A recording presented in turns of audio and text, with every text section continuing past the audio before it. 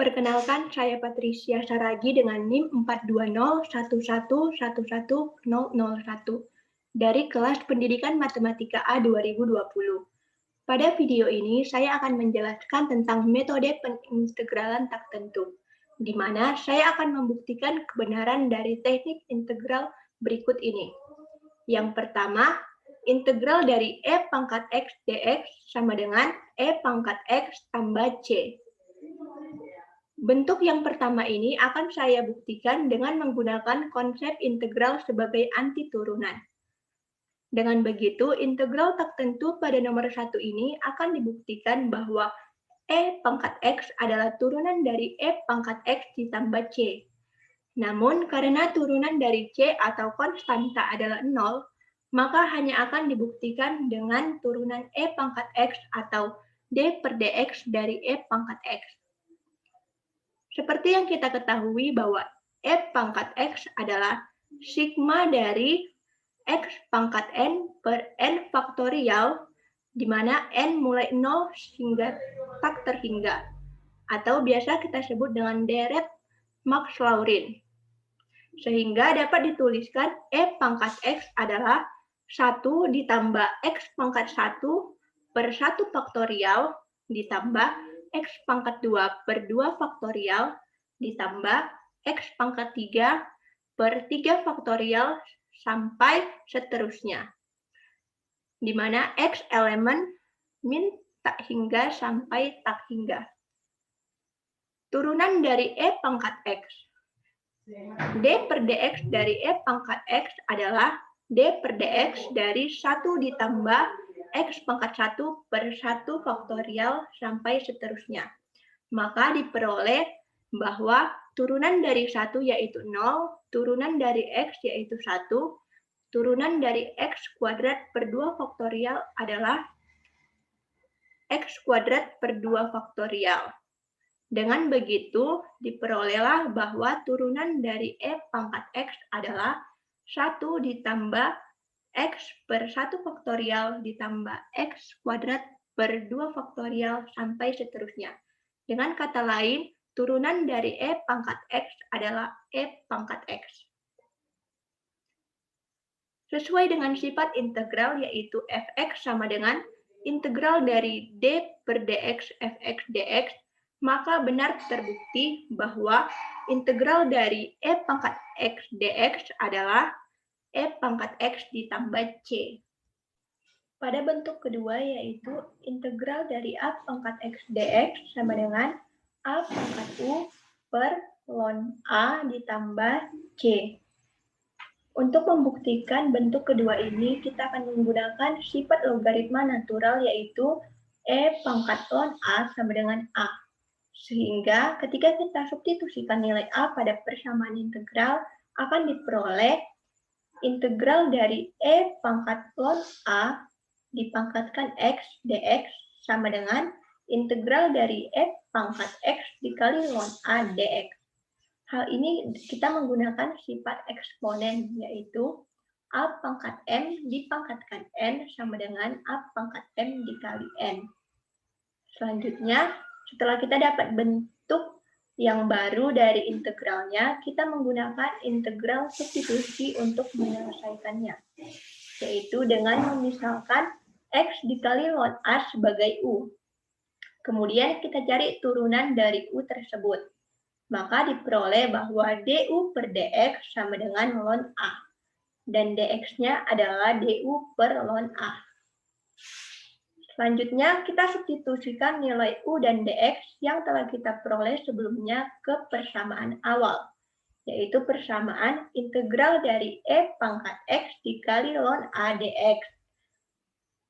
X dikali ln a-nya tadi u, kemudian dx-nya itu du per ln a. Maka kita perolehlah integral dari e pangkat u dikali 1 per ln a du. Karena nilai dari 1 per ln a itu merupakan konstanta, maka bisa kita keluarkan dari bentuk integral. Sehingga tersisa 1 per ln a dikali integral dari e pangkat u du. Integral dari e pangkat u DU adalah E pangkat U ditambah C. Maka hasilnya menjadi 1/ln A dikali E pangkat U ditambah C. Kemudian kita kembalikan bentuk pemisalan tadi, di mana U sama dengan X dikali ln A. Maka kita dapatlah E pangkat X dikali ln A per ln A tambah C. Atau bisa kita ubah bentuknya menjadi E pangkat ln A dipangkatkan X per ln A ditambah C. Karena tadi kita sudah mengetahui bahwa ada sifat logaritma natural di mana A itu merupakan E pangkat ln A, maka nilai A pada hasil akhir tadi bisa kita ubah, sehingga hasilnya menjadi A pangkat X per ln A ditambah C. Sehingga terbukti benar bahwa integral dari A pangkat X dx adalah A pangkat U per ln harga mutlak A ditambah C. Bentuk yang ketiga yaitu integral dari 1 per akar A kuadrat dikurang X kuadrat dx sama dengan R cos sin X per A ditambah C. Untuk membuktikannya, pertama-tama kita buat dulu bentuk akar dari A kuadrat dikurang X kuadrat ini ke dalam sebuah gambar segitiga siku-siku, di mana sisi tegaknya itu adalah X, sisi miringnya adalah A, dan sisi alasnya akar dari A kuadrat dikurang X kuadrat. Berdasarkan gambar itu, maka dapat kita lihat bahwa sin theta adalah X per A, dan X-nya adalah A dikali sin theta. Selanjutnya kita cari turunan dari si X yang telah kita peroleh. dx per d theta sama dengan A dikali cos theta. Maka dx-nya adalah A dikali cos theta d theta. Kemudian kita substitusikan nilai X dan dx yang telah kita peroleh pada persamaan integral yang pertama. Maka integral dari 1 per akar A kuadrat dikurang X kuadrat dx. Kita ganti X-nya menjadi A dikali sin theta. Kemudian apabila kita A dikali sin theta kita kuadratkan, hasilnya akan menjadi A kuadrat dikali sin kuadrat theta. Maka bentuknya akan berubah menjadi integral dari 1 per akar A kuadrat dikali 1 dikurang sin kuadrat theta dikali A cos theta d theta. Kemudian kita gunakan identitas trigonometri, di mana sin kuadrat theta ditambah cos kuadrat theta sama dengan 1. Nah, yang kita perlukan di sini adalah sin kuadrat theta. Maka sin kuadrat theta adalah 1 dikurang cos kuadrat theta. Ketika kita substitusikan, bentuknya akan menjadi 1 per akar dari A kuadrat dikali cos kuadrat theta dikali A cos theta d theta. Maka ketika kita sederhanakan, bentuk akarnya akan tinggal A dikali cos theta. Selanjutnya, integral dari A kali cos theta per A kali cos theta d theta. A dikali cos theta-nya bisa kita matikan, sehingga tersisa integral 1 d theta. Hasilnya theta ditambah C.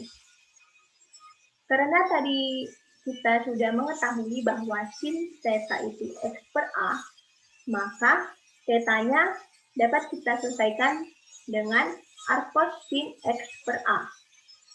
Jadi ketika theta-nya kita substitusikan pada hasil pengintegralan akan menjadi R cos sin X per A ditambah C. Dengan begitu dapat disimpulkan bahwa benar bentuk dari integral 1 per X akar dari A kuadrat kurang X kuadrat dx adalah R cos sin X per A ditambah C. Bentuk yang ke-9 yaitu integral dari secant X dx sama dengan ln harga mutlak secant X tambah tan X ditambah C.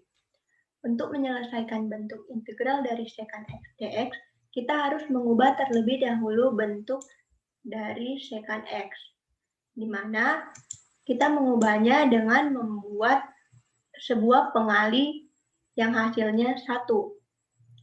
Dalam hal ini, saya membuatnya menjadi sekant X ditambah tan X per sekant X ditambah tan X. Maka, apabila disederhanakan akan diperoleh integral sekant kuadrat X ditambah sekant X dikali tan X per sekant X ditambah tan X dx. Selanjutnya, untuk menyelesaikan integral tersebut, kita menggunakan pemisalan. Kita misalkan U sebagai sekant X ditambah tan X. Sehingga apabila kita mencari turunan dari U tersebut, kita akan memperoleh sekant X dikali tan X ditambah sekant kuadrat X. Dan kita mendapatkan dx adalah du per sekant X dikali tan X ditambah sekant kuadrat X. Kemudian kita substitusikan nilai U dan dx yang telah kita dapat sebelumnya. Sehingga hasilnya menjadi integral sekant kuadrat X ditambah sekant X dikali tan X per U dikali du per sekant X dikali tan X ditambah sekant kuadrat X.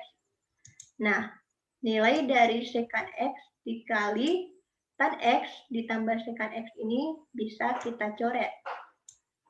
Sehingga tersisalah integral dari 1 per U du.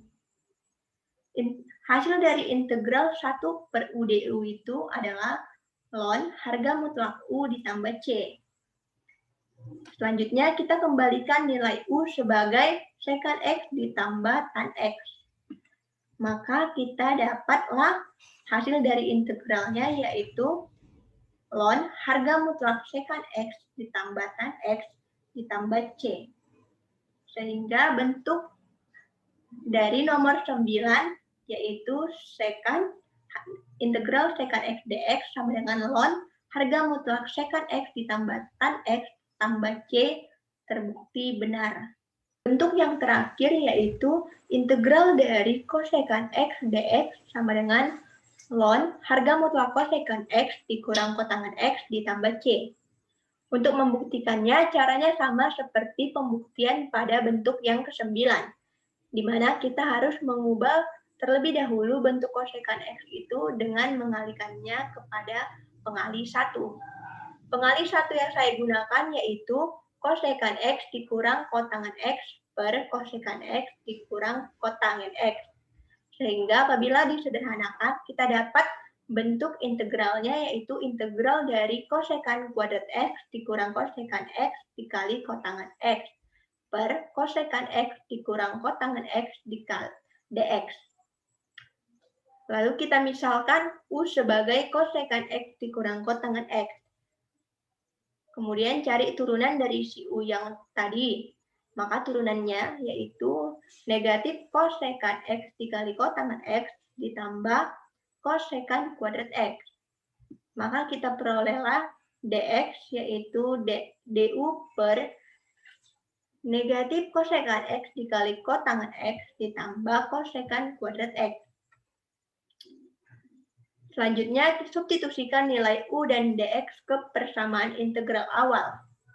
Sehingga diperoleh kosekant kuadrat X dikurang kosekant X dikali kotangan X per U dikali du per negatif kosekant X dikali kotangan X ditambah kosekant kuadrat X. Nah, nilai dari kosekant kuadrat X dikurang kosekant X dikali kotangan X ini bisa kita coret. Dan hasilnya adalah 1.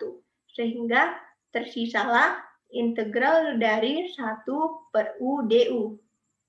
Hasil dari integral 1 per U du adalah ln harga mutlak U ditambah C.